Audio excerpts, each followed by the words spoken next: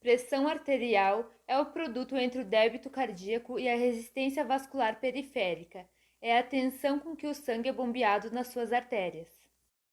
Lembrando que débito cardíaco é a quantidade de sangue injetado pelo coração por minuto, e resistência vascular periférica é a resistência com que o sangue passa no interior das artérias. Quanto maior for essa resistência vascular, quanto mais difícil for para esse débito cardíaco passar por esses vasos, maior é a pressão arterial.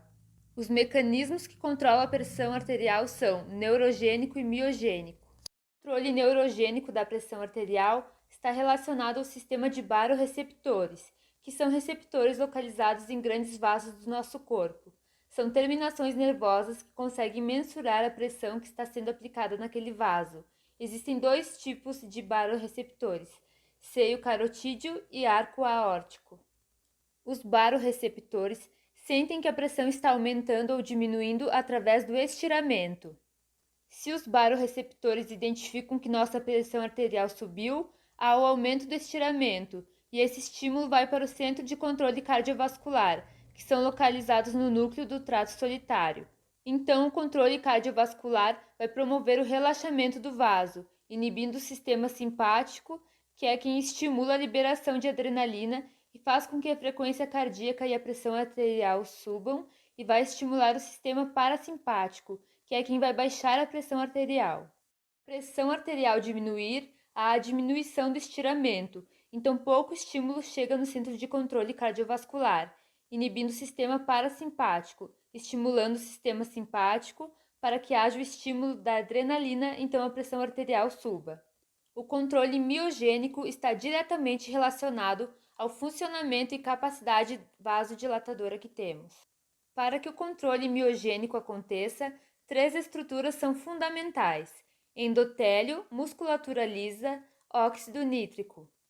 Abaixo do vaso temos a musculatura lisa, que contrai ou dilata o vaso. Dentro do vaso existe uma camada chamada endotélio, camada que reveste os vasos. O endotélio produz óxido nítrico, que é uma substância com capacidade de dilatação. Quando ele é produzido pelo endotélio, atua no músculo liso, permitindo que o vaso dilate. Esse mecanismo funciona da seguinte forma: há o estímulo para que o nosso endotélio produza óxido nítrico, para que esse óxido nítrico relaxe o vaso. É baseado no fluxo sanguíneo. Quando é aumentado o fluxo sanguíneo no vaso, geramos no endotélio o estresse de cisalhamento, que é quando temos forças atuantes em direções diferentes. Quando ocorre o estresse de cisalhamento, ativamos no endotélio canais de potássio, que vão permitir o aumento de um influxo de cálcio, que vai estimular uma enzima chamada ENOS, que vai converter arginina em citrulina. Quando acontece essa reação, é produzido o óxido nítrico, que vai no músculo liso e vai atuar no GTP-GMPC. O GMPC é um nucleotídeo cíclico, derivado da guanosina trifosfato. Quando o GMPC for gerado por esse óxido nítrico, ele vai desfosforilar a cabeça de miosina. Ao tirar o fosfato da miosina, não tem como contrair o músculo, então as fibras musculares relaxam, o que causa o relaxamento dos vasos e o vaso dilata. Esse é o mecanismo dependente da função endotelial para o controle da pressão arterial.